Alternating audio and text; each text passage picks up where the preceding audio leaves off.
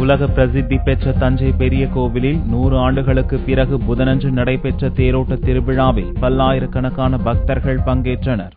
உலக பிரசித்தி பெற்ற தஞ்சை பெரிய கோவில் உலக பாரம்பரிய சின்னமாக விளங்குகிறது. இந்த கோவிலில் 19ஆம் நூற்றாண்டுக்கு முன்பு தேர் திருவிழா நடைபெற்றது. அதன் பின்னர் தேரோட்டம் நடைபெறவில்லை. இந்நிலையில் பக்தர்கள் மற்றும் பொதுமக்கள் கோரிக்கையின்படி பெரிய கோவிலில் 37 லட்சம் ரூபாய் மதிப்பில் புதிய தேர் செய்யப்பட்டது.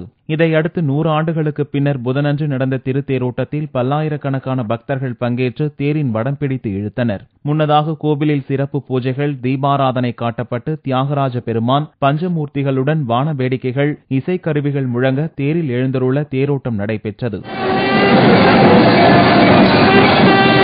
100 ஆண்டுகளுக்கு பின்பாக தஞ்சைக்கு பெருமை சேர்த்துக் கொண்டிருக்கக்கூடிய இந்த விழாவிலே பங்கேற்பதிலே நாங்கள் எல்லாம் பெருமையாக கருதுகின்றோம். இந்த திருத்தேர் வருங்காலத்திலே தமிழ்நாட்டிலே ஒரு மிகப்பெரிய தேராக இருக்கும். 100 வருஷத்துக்கு அப்புறம் இப்ப நடக்குதுங்கிறது பெரிய சந்தோஷமா இருக்கு. இது தஞ்சைக்கு ஒரு பெரிய ஒரு விஷயமா நாங்க பெருமையான ஒரு விஷயம் நாங்க நினைக்கிறோம்.